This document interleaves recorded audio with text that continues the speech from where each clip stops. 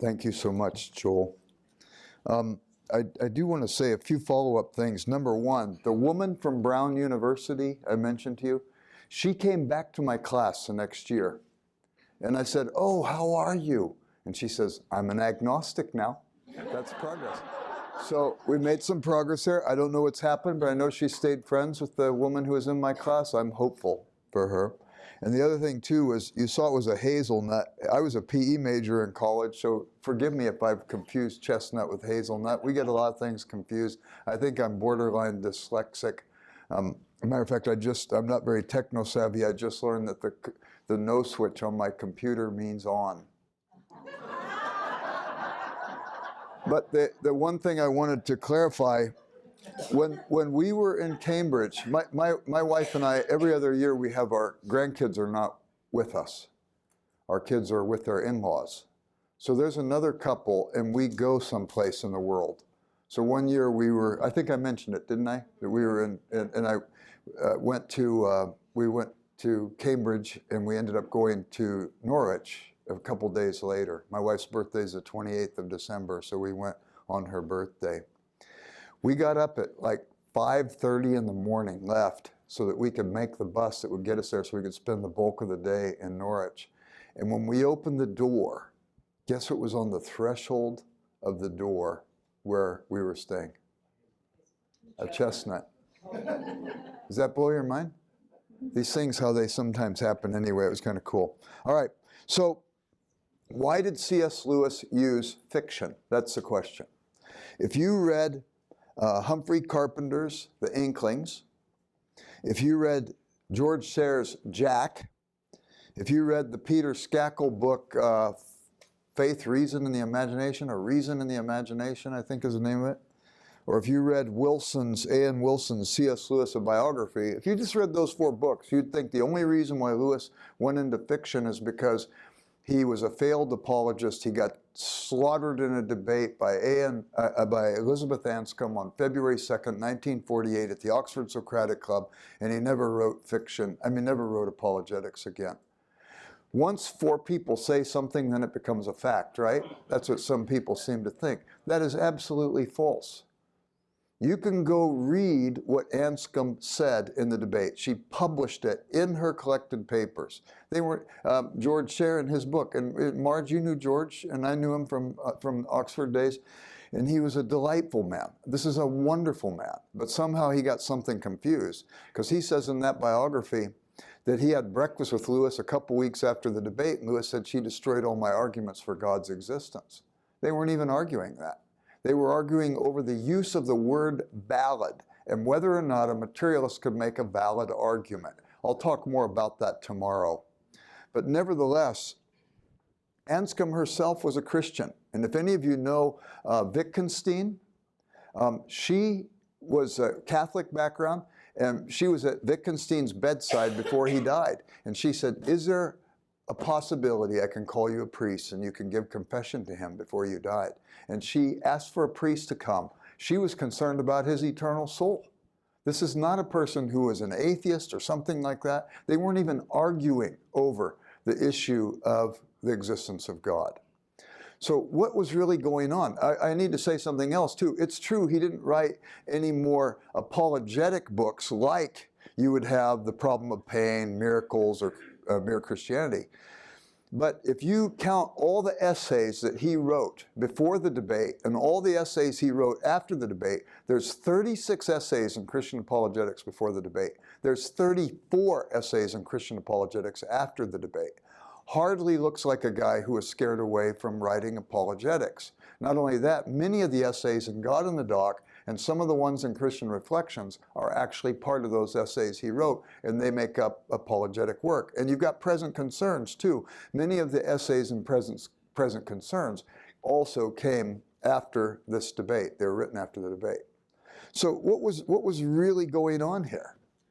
And I think that we have to say, well, one thing, what was Lewis's first apologetic book he wrote after he became a Christian? Huh? Pilgrim's Regress, an allegorical apology for Christianity, reason, and romanticism.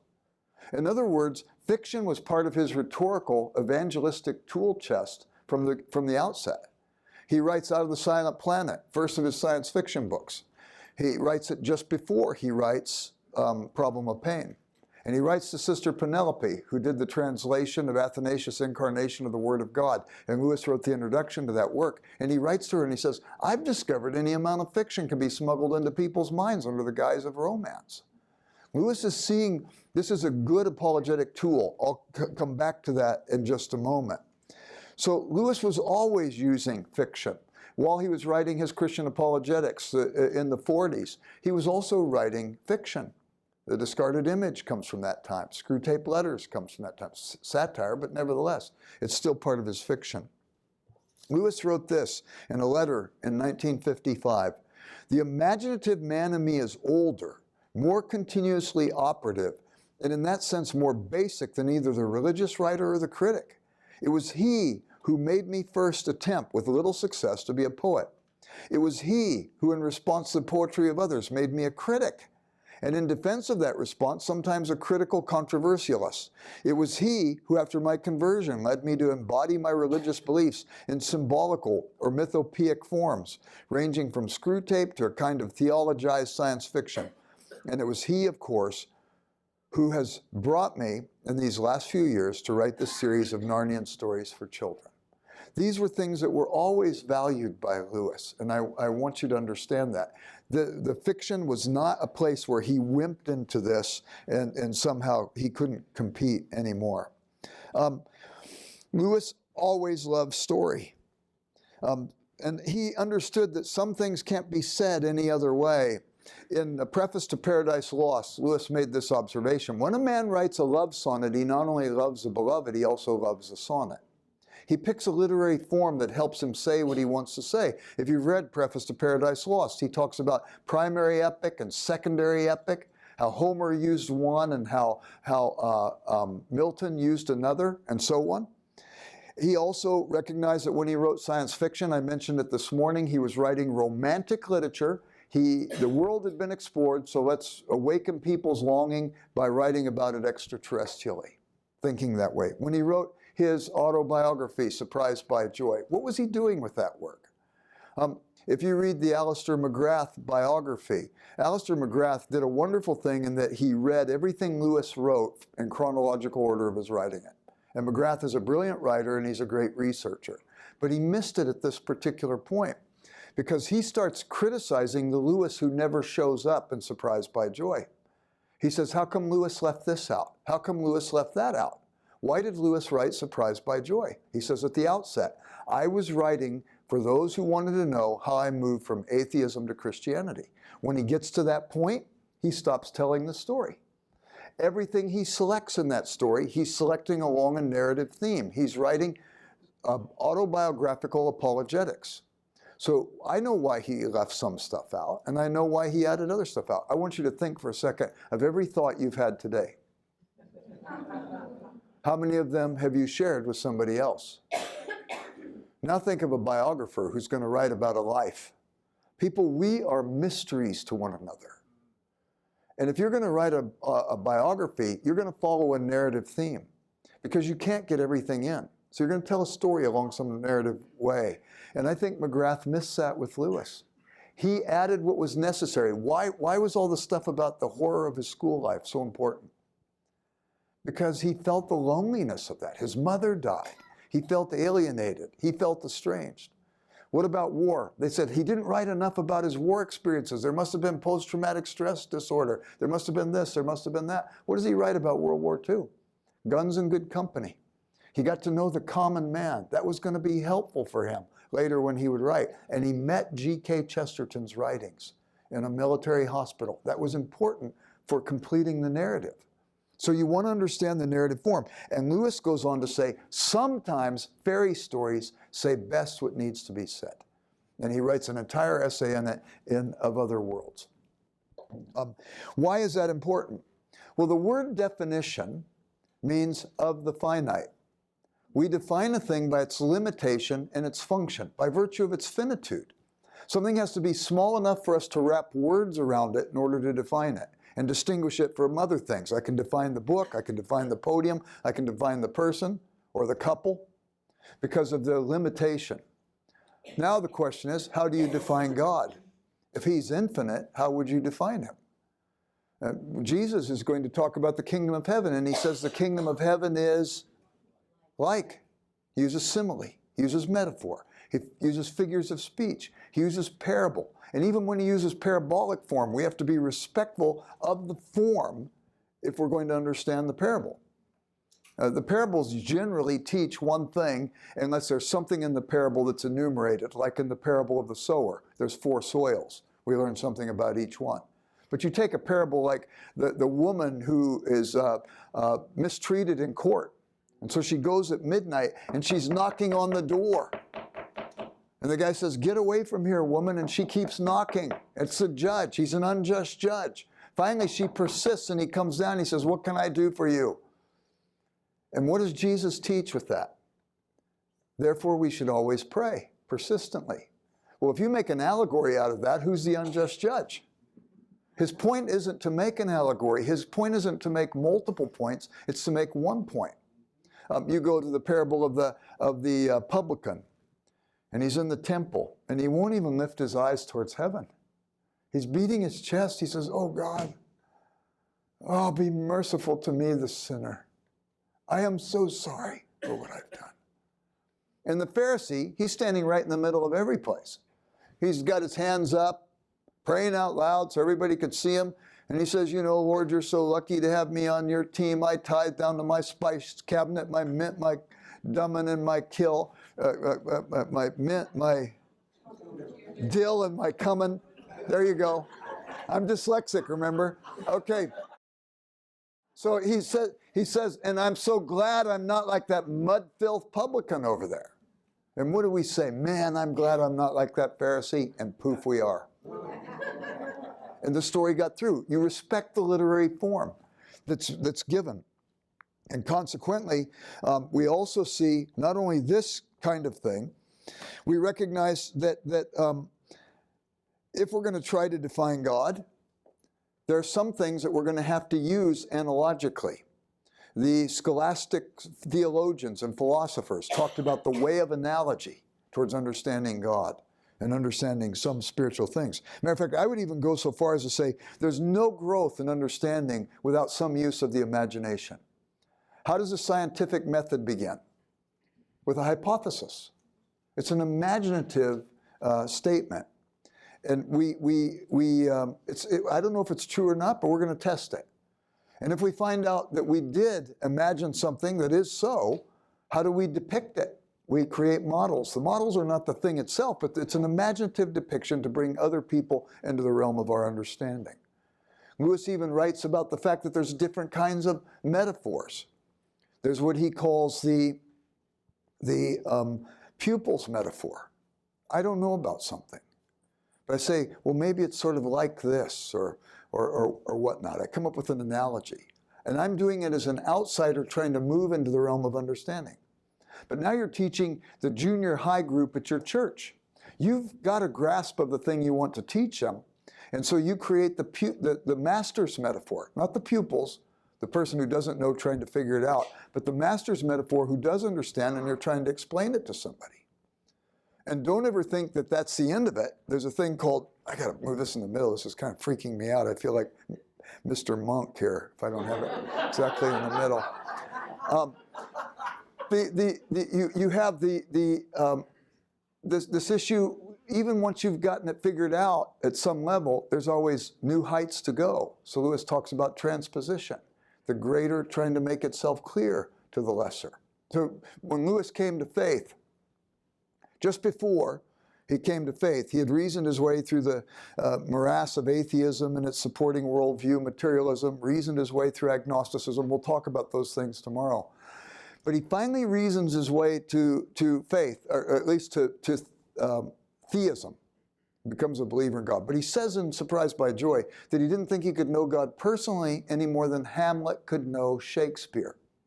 So there's the pupil's metaphor of somebody who doesn't know, championing that as a possible metaphor.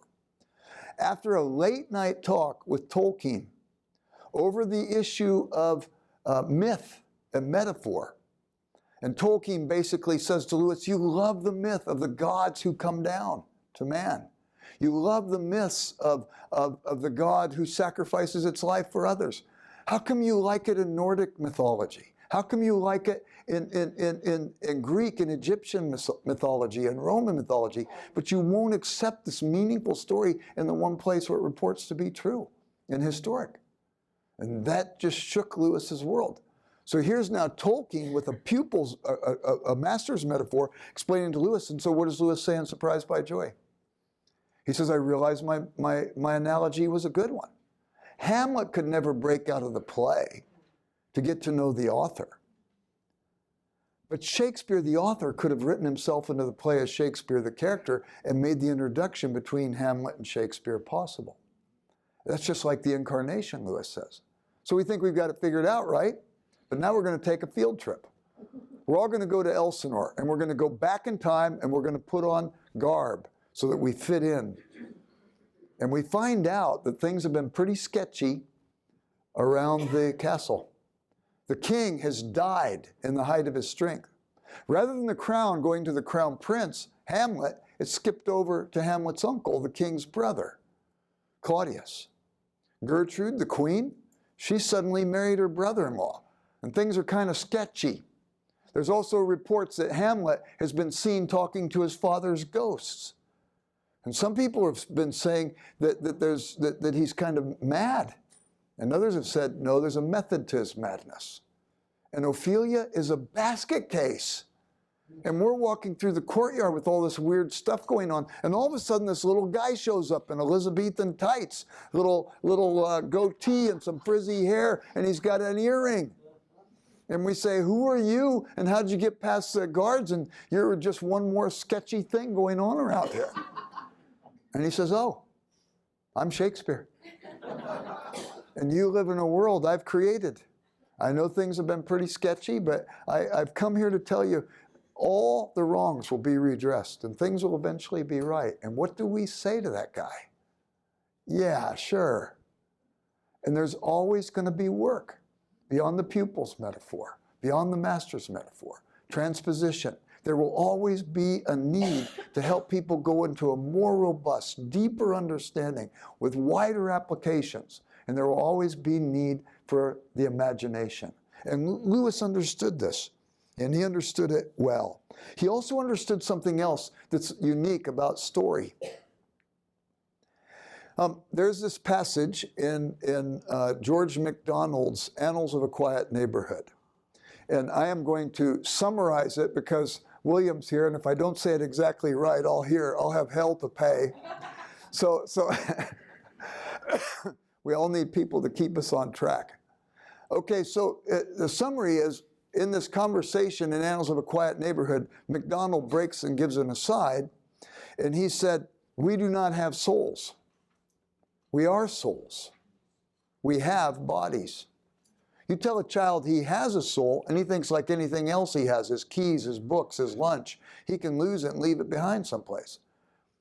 If he has a soul, he thinks he goes to a grave and his soul goes off someplace else. He says, no, tell the child he is a soul and he has a body. So when he dies, he goes to heaven and he leaves his body behind like clipped hair on a barbershop floor, for those of you that still go to barbers. So the point is, though, what makes up the soul? I've read a lot about this. I think I could set forth proofs for the existence of the soul. But traditionally, we've said the soul has at least three components. The immaterial part of us as humans. We have a thinking part, the reason. We have a feeling part, the emotion. We have a choosing part, the volition. Of those three, even coming from an academic environment, I want to tell you, hands down, the reason is by far the weakest. You see, if I make a bad choice, does my reason tend to kick in and say, boy, Jerry, that is really stupid?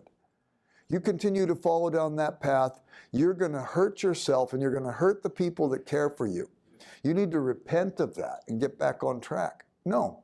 My reason being weak is marshaled by my will to make all kinds of excuses for the bad decision, to rationalize it, to justify it to the place of moral blindness. I think I already mentioned this to you already. Acrasia is the way that Aristotle describes it in the Nicomachean Ethics, to be without command of my moral life.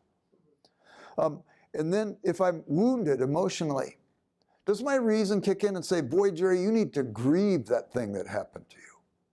You need to forgive the person that hurt you so that you can untether from it, so that 20 years from now, you're not still going to be stuck in that place. Grieve and forgive. Otherwise, you'll become bitter, and it will corrode you. And you guys remember Anne Lamott's comment in Traveling Mercies. Did I mention it already? Bitterness is like you drinking the rat poison and then waiting for the rat to die. So what we have to do instead is grieve and forgive. But no, my reason, being weak, is marshaled by that wounded heart. To keep suppressed that pain, to encapsulate it in a cyst, all that pus in a cyst on my soul. You bump up against me, I'll leak a little pus in your direction. You bump up against me, I'll leak some in yours. But I'm carrying around this thing, this cyst. No, it needs to be lanced. And Lewis says that reason can stand like dragon sentries in front of my heart, preventing things to get to me. How do you get past the dragon sentries? And Lewis says sometimes story gets past the dragon sentries. We Christians know that.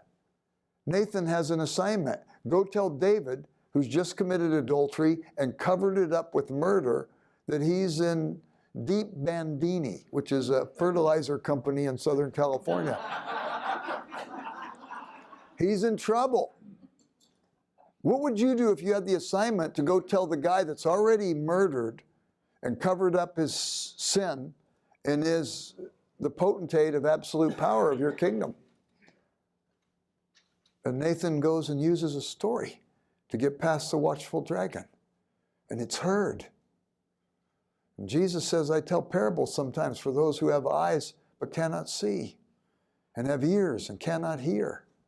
And it gets past the watchful dragon. Now, I'm not trying to say that story is always useful. We have to understand it in its proper place. If I'm an astronaut going to the moon, I don't want the physicists at NASA charting the trajectory of my rocket ship sitting around telling Goldilocks and the three bears to each other. I want them to do some hard math work and so on. But nevertheless, story has this great value. Now, the thing that's interesting is that with Tolkien and Lewis, they had long collaboration and discussion about these issues. They met over myth. There was a student who had both of them for tutorials.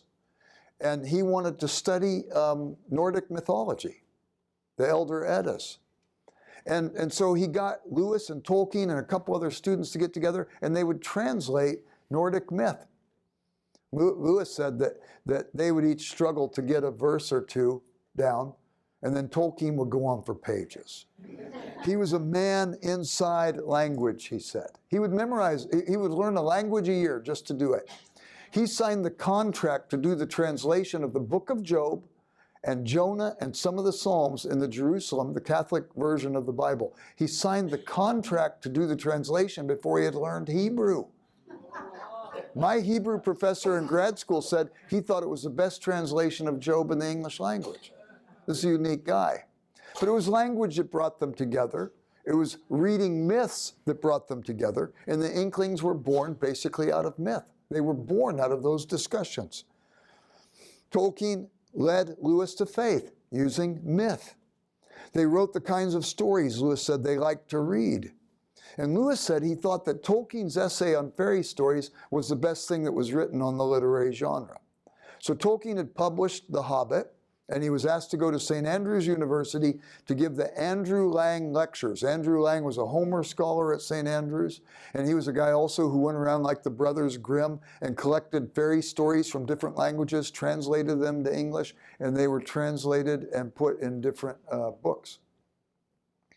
And every year they have somebody, or often, they have somebody come give the Andrew Lang's lectures. Maybe it's on Homer, maybe it's on fairy stories. And Tolkien was invited 2 years after The Hobbit was published to give this lecture. And the lecture is called On Fairy Stories. The best, to my knowledge, it wasn't printed in a monograph or anything. I think the first publication of it, I could be wrong on this, was in the Essays Presented to Charles Williams. I think, is that right? We would all defer to you, March, as the expert on these matters. Or, huh? You don't have to look it up. I don't want to be proved wrong again. But the thing is, though, at least that's one of the earliest publications. Charles Williams had been serving in Oxford. He had moved during the bombing of London to Oxford University Press's offices in Oxford rather than from London. And he was with the Inklings and so on, and he was going to go back to London, and they decided to do like a Festschrift for him. So they all contributed essays. And it ends up that Charles Williams, right at the end of the war, goes in for surgery, kind of a routine, it was like a gallbladder surgery.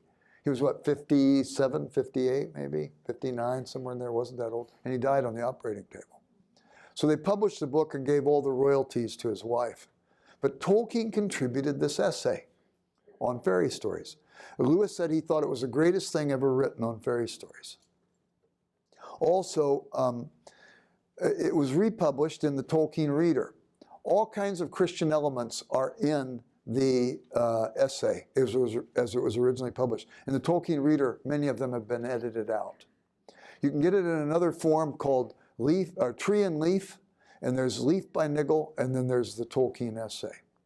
But I want to follow what Tolkien said about fairy stories as we now begin to make application and then begin to see how we can use story for evangelism.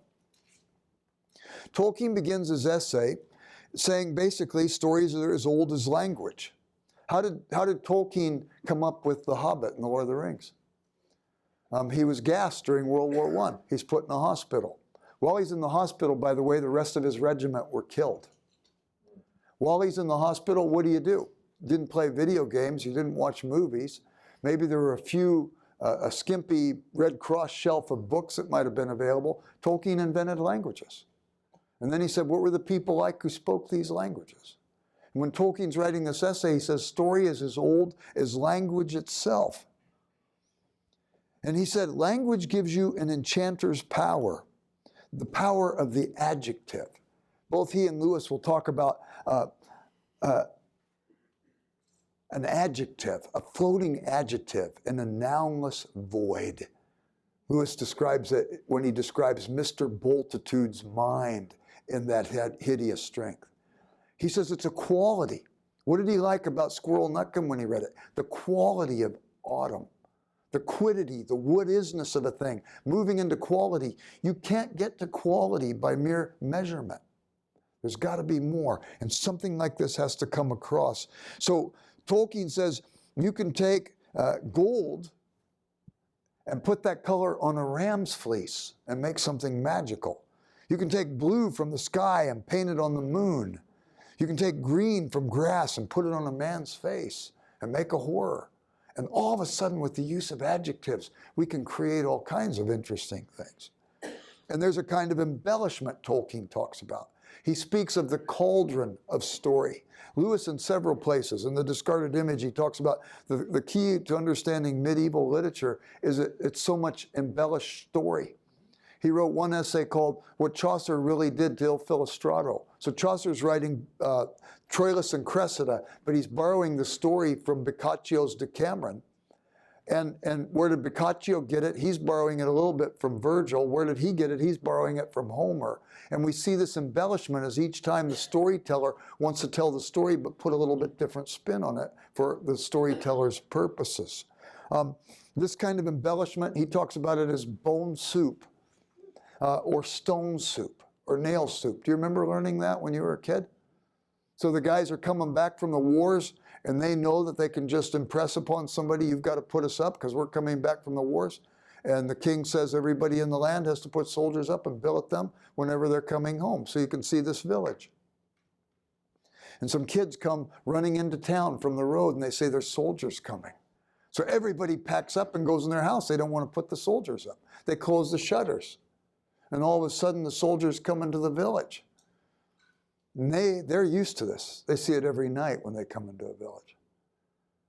So one of the soldiers says, I am so hungry after that long walk today. I could eat a horse. Hey, George, how about if you make that stone soup like you did last night? The people are listening from behind the shutters. Stone soup? What's that? If we can make soup out of stones, we won't have to plant and harvest anymore. They're listening. So they get a big pot, they get some water from the river, and they put water in there, they start a fire, and they get the cauldron boiling. And all of a sudden, George takes out a velvet pouch from his coat, and he smells the stone and plops it into the cauldron, and they all look. And all the village people are looking. And finally, one of them says, "You remember how good it tasted last night when we had some onions in it?" Boom, shutters open. "I've got onions!" He comes running down, curious as all get out. They cut up the onions and put it in that thing. He's looking in there. And they say, "Yeah, it's too bad we don't have carrots." Boom, "I've got carrots!" Comes running down, they cut up the carrots. And he says, "It's too bad we don't have any ox meat." Boom, "I've got ox meat." He comes down. Pretty soon the whole village has contributed to the cauldron. People are stringing up lanterns. They're bringing out the tables. The village musicians are starting to play. It's no longer stone soup, it's stone stew. And they're all eating, and they have such a great evening that all the villagers fight over who gets to billet one of the soldiers. But before the soldiers go in, the guy goes down and scrapes around, pulls out the stone, smooths it out, and puts it back in that velvet pouch in his pocket. Tolkien says that's how story is. It gets embellished. We know it from firsthand experience, right? We've seen many examples of it. What was West Side Story? Romeo and Juliet. What's The Lion King? It's Hamlet. It's retelling Hamlet. So is Prince Caspian. Lewis did it himself. What's O Brother, Where Art Thou? The Odyssey. What's Bridget Jones' Diary? Pride and Prejudice. As a matter of fact, Colin Firth plays a guy named Darcy in both. It's like the directors are saying, "Okay, if you don't get this, I'm going to hit you over the head with a 2x4.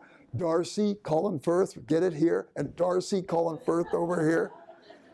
And then what do you have? You have August Rush, a great movie, by the way. It's Oliver Twist.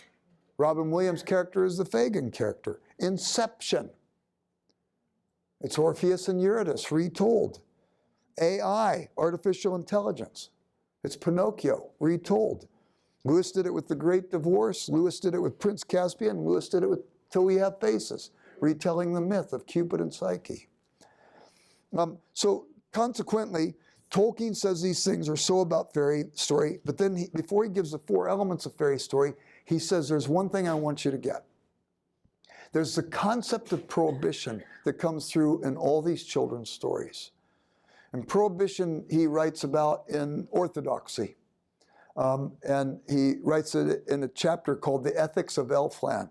And he says all positive joy exists on condition. Cinderella, you can go to the ball, no problem.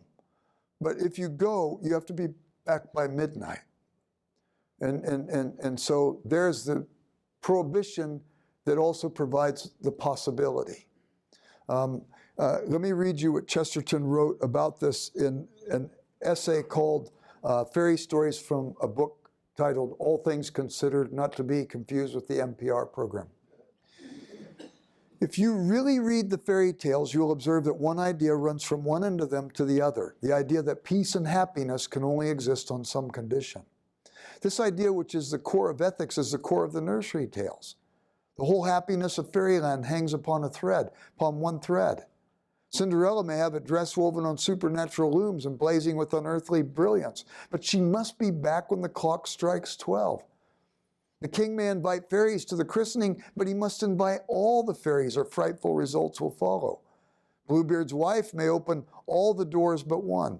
A promise is broken to a cat and the whole world goes wrong. A promise is broken to a yellow dwarf and the whole world goes wrong. A girl may be the bride of the god of love himself. If she never tries to see him, she sees him and he vanishes away. What is it? Cupid and Psyche. A girl is given a box on condition she doesn't open it. She opens it and all the evils of this world rush out at her. What is it? And what was left in the box? Hope. That's a great thing to pick up in any story. A man and a woman are put in a garden on condition they do not eat one fruit. They eat it and lose their joy in all the fruits of the earth. This great idea then is the backbone of all folklore. The idea that all happiness hangs on one thin veto. All positive joy depends on one negative. Now, it is obvious that there are many philosophical and religious ideas akin to or symbolized by this, but it is not with them I wish to deal here. It is surely obvious that all ethics ought to be taught to this fairy tale tune, that if one does the thing forbidden, one imperils all the things provided. A man who breaks his promise to his wife ought to be reminded that even if she's a cat, the case of the fairy cat shows that such conduct may be incautious.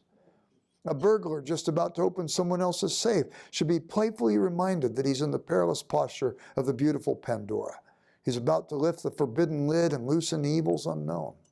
The boy eating someone's apples in someone's apple tree should be a reminder that he has come to a mystical moment of his life when one apple may rob him of all others. This is the profound morality of fairy tales, which so far from being lawless goes to the root of all law. And I could go further with this, but suffice it to say here, the fence that's created by the prohibition keeps me from the things that will do me harm. If I push my nose up to the fence, pining over what I can't get to, I've missed the opportunity to turn my back to the fence and see the playground that's provided. Lewis's wife writes a book, Smoke on the Mountain. She's writing to a secular audience for the most part, and she's trying to explain how the Ten Commandments work.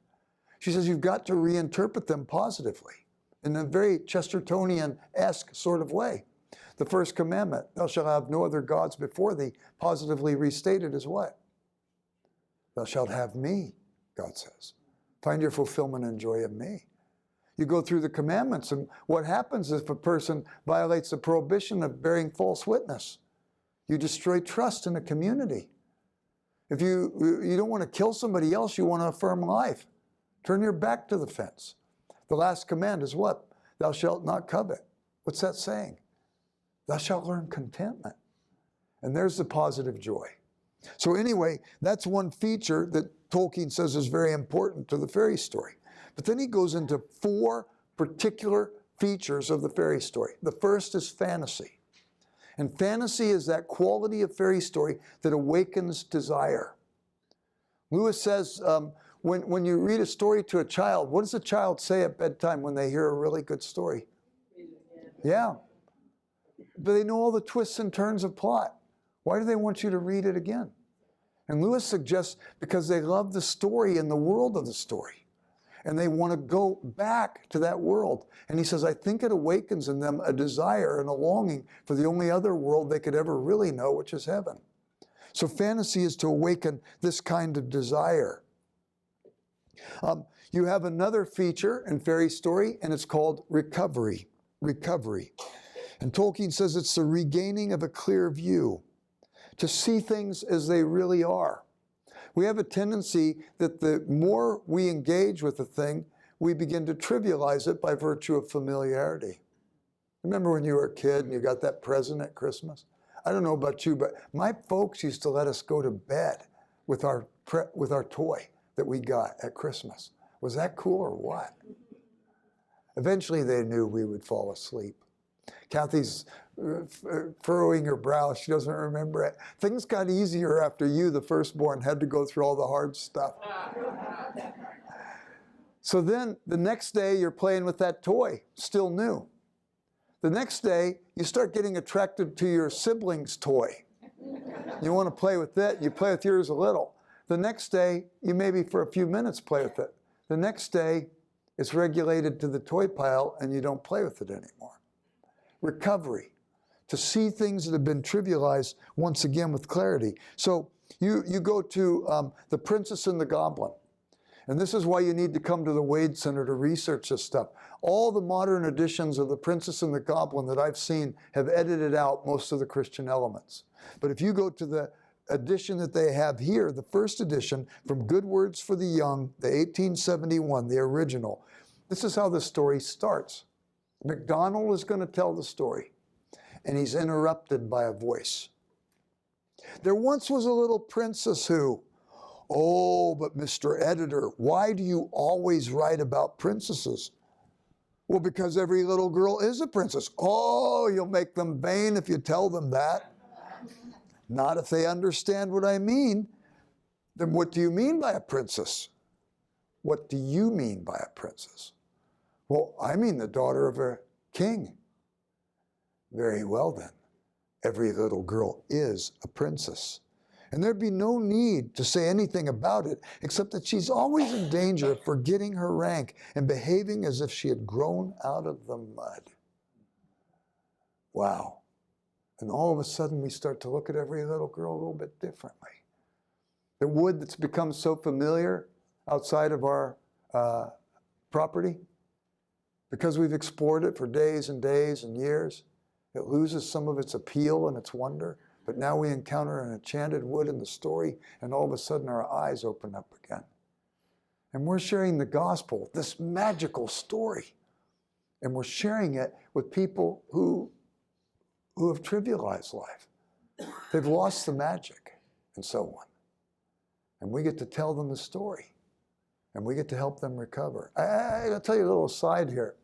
I had an interesting experience. When our kids were little, we didn't let them watch TV during the week, during the school week. It was on the weekends they could watch movies. And so we would watch movies with them. And I remember one time we watched Walt Disney's The Jungle Book.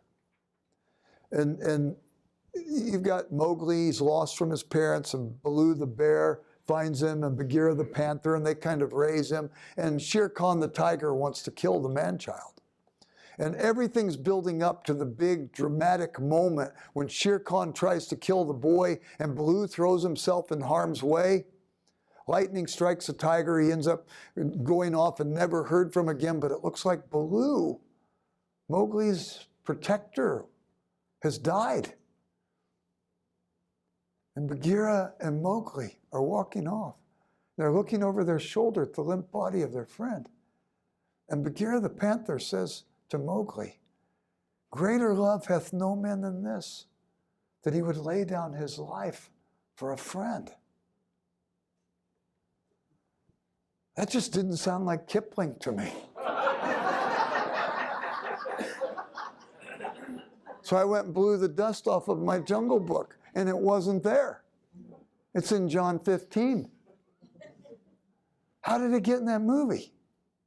Fast forward many, many years. I'm asked to go and speak to the Disney artists about Lewis and Tolkien's vision of story. I'm giving a lecture something like this one. They bring in somebody once a month to lecture to all their artists. They come into this big tiered classroom. And they hand each artist a box lunch. You give a 45-minute lecture and you answer questions for 45 minutes. So 350 artists come walking in there. They do it once a month to keep them charged up. You're telling stories. This is a great enterprise. They told me before I went in to give the lecture, listen, we know Lewis and Tolkien were Christians. You may have to say something about that when you talk about them, but this isn't a place to proselytize. I don't need to proselytize. I'll tell them about Lewis and Tolkien, stand shoulder to shoulder with them, describe this well. Hopefully they'll be fascinated. They'll keep reading those authors and they'll find Jesus in their own time. But they said to me during the Q&A, any question our artists ask you, you can answer forthrightly. So I give the lecture. Time for Q&A. First question. Weren't Lewis and Tolkien Christians? Could you tell us about that? Second question. Isn't Aslan a Christ figure in the Narnian books? Can you tell us about that? Third question. Are there any Christ figures in the Lord of the Rings, like when Gandalf gives up his life, saving them from the Balrog, dies Gandalf the Grey, comes back Gandalf the White? Wasn't it Tolkien who led Lewis to faith? Could you tell us about that? How much did faith inform the whole 45 minutes? Every question was like this. The meeting's over. The artists are going back to work. About 20 artists come up to talk to me, and I notice them. They're the ones that were asking the questions. They said, "You're a Christian, aren't you?" I said, "Yeah." "Are you?" They said, "Why do you think we were asking you the questions?" They were using it as an opportunity to witness to their friends. So here's this whole thing about recovery. We could say more about it, but we'll go on. The next area is escape. And Tolkien makes a distinction. It is not the escape of the deserter. It's the escape of the prisoner that we find in literature. We are under a spell in our culture. It's a spell of materialism. And every one of us drank the Kool-Aid in junior high school in this country. You complete the sentence. Matter is neither created nor... Look at that. We just repeated it like unthinking people. We heard it in junior high before our critical minds were developed. That's not proved. That's a philosophical assumption, a materialistic assumption. We'll talk about the problems with materialism tomorrow as we talk about how Lewis got through it. How do we escape from this materialistic world? How do we break out of this prison into something that's more robust and more fulfilling? And Lewis writes this, a very interesting thing. I have to read it to you, about escape as he means it. This is from Of Other Worlds. You can read also his ideas on this in Experiment in Criticism. About once every 100 years, some wiseacre gets up and tries to banish the fairy tale. Perhaps I'd better say a few words in its defense as reading for children. It is accused of giving children a false impression of the world they live in. But I think no literature that children could read gives them less of a false impression. I think what profess to be realistic stories for children are far more likely to deceive them. I never expected the real world to be like the fairy tales. I think that I did expect school to be like the school stories. The fantasies did not deceive me, the school stories did. All stories in which children have adventures and successes, which are possible in the sense that they do not break the laws of nature, but almost infinitely improbable, are in more danger than the fairy tales of raising false expectations. Do fairy tales teach children to retreat into a world of wish fulfillment fantasy, in a technical psychological sense of the word, instead of facing the problems of the real world? Now it is here that the problem becomes subtle. Let us lay again the fairy tale side by side with the school story or any other story which is labeled a boy's book or a girl's book as distinct from a children's book. There is no doubt that both arouse and imaginatively satisfy wishes. We long to go through the looking glass to reach fairyland. We also long to be the immensely popular and successful schoolboy or schoolgirl, or the lucky boy or girl who discovers the spy's plot, or rides the horse that none of the cowboys can manage. But the two longings are very different. The second, especially when directed on something so close as school life, is ravenous and deadly serious. Its fulfillment on the level of imagination is in very truth compensatory. We run to it from the disappointments and humiliations of the real world, and it sends us back to the real world undivinely discontented. For it is all flattery to the ego. The pleasure consists in picturing oneself as the object of admiration. The other longing, that for fairyland, is very different. In a sense, a child does not long for fairyland as a boy longs to be the hero of the first 11. Does anyone suppose that he really and prosaically longs for all the dangers and discomforts of a fairy tale? Really wants dragons in contemporary England? It is not so. It would be much truer to say that fairyland arouses a longing for he knows not what. It stirs and troubles him to his lifelong enrichment with the dim sense of something beyond his reach. And far from dulling or emptying the actual world, gives it a new dimension of depth. He does not despise real woods because he has read of enchanted woods. The reading makes all real woods a little enchanted. This is a special kind of longing. The boy reading the school story of the type I have in mind desires success and is unhappy once the book is over because he can't get it. The boy reading the fairy tale desires and is happy in the very fact of desiring, for his mind has not been concentrated on himself as it often is in the more realistic story. The real victim of wishful reverie does not batten on the Odyssey, the Tempest, or the Worm or Boris.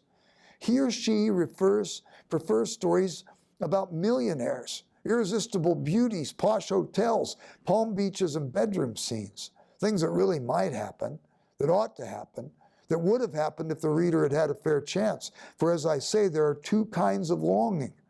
The one is a spiritual exercise, and the other is a disease. And the fairy stories allow us to escape from the diseased world that we often find ourselves and to move on to something better. Let me talk about another example, and that would be fantasy to awaken desire, recovery to see things as they really are rather than how we would have to have them be, to break us out of our utilitarian approach to relationships and things, escape to break us out of the material world, to long for something that transcends our world, and then fourthly, what Tolkien calls consolation or eucatastrophe, the feature of the happy ending, and they lived happily ever after. He calls it eucatastrophe, the catastrophe that comes about to the good end. Well, let me give you an example of that and relate it then to the gospel. In the Voyage of the Dawn Treader, the people on the Dawn Treader come ashore at an island. It's called the Island of the Voices. And there are creatures on this island, many of them, and they're invisible. They are very much like we humans. They're so confused about their own identities and so on. They're really called monopods, but they call themselves duffelpods. They can't even get their own identity right. And they've been turned invisible, and though they sound crazy, you know, one will say something and they all go, hear him, no truth was ever better spoken. Somebody says the opposite, and they say, oh man, such wisdom coming out of one man, what a great thing. And they're just constantly going like this, and the people on the Dawn Treader say, they're nuts. We could probably defeat them, but we can't see them, and they feel the sharp points of their spears. And the duffelpods say, those on the Dawn Treader, the only way we could be turned visible is if a girl, it has to be a girl, goes into the magician's house, and up on the second floor in the library, there's a book of spells. And if she says the spell to make us visible again, we'll be made visible. Has to be a girl. There's only one girl on the ship. You know who it would be, of course. The most spiritually sensitive person from our world to go into Narnia, Lucy. And Lucy, courageous as she is, she volunteers to go. She's, of course, a bit nervous because she doesn't know who's in the house. And she walks into this grand house. And she walks up the winding staircase and comes to the library just as it was described by the duffelpods. And when she gets there, she has to climb up a couple steps, and there's this big podium. And it's got this big book on it. But she has to stand there with her back to the door. That would make any of us nervous, Lewis writes. She tries to open the book, but she can't. And then she sees it's got a clasp. She opens the clasp, and she opens this grand book. And it has a nice smell. And when you touch its pages, they tingle. And she sees the calligraphy with thick downstrokes and thin upstrokes. And she sees the margins are illuminated. And she doesn't know where to go. They didn't tell her where in the book the spell was. So she has to start from the beginning and work her way through. She could be there for hours.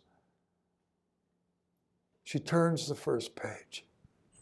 She sees a spell for how to remove warts on the night of a full moon with a silver thread and a silver bowl with water.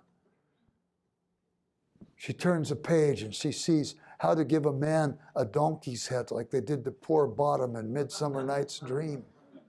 She turns the page and she sees how to make it drought.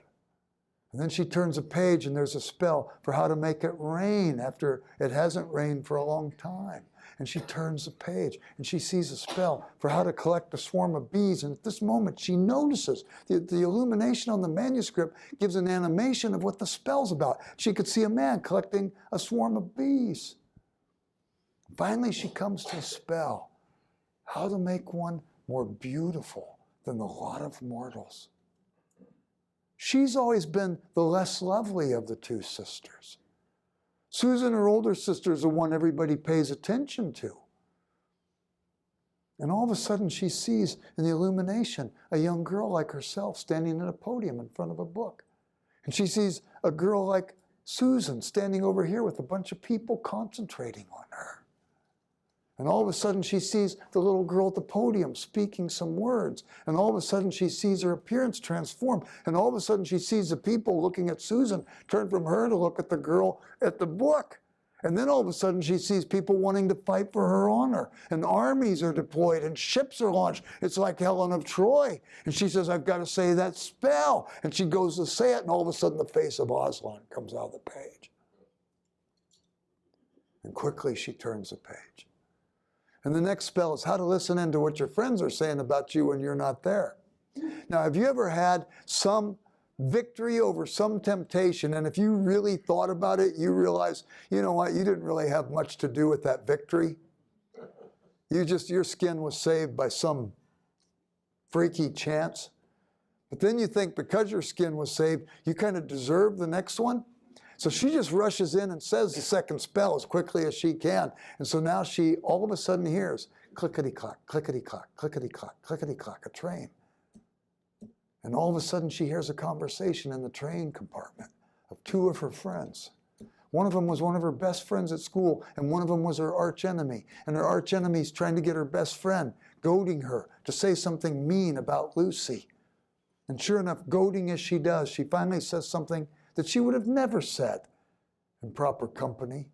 And Lucy hears it, and it just tears her apart. And she weeps and weeps. Slowly she turns the page, brokenhearted, to the next page.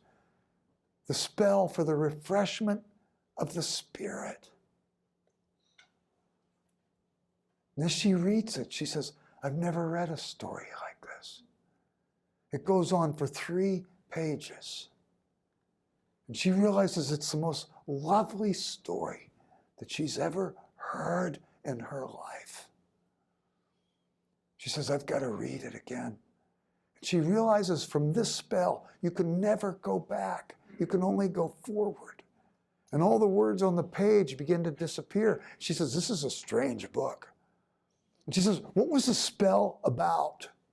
And all of a sudden, she remembers it was about a cup and a sword and a green hill and a tree.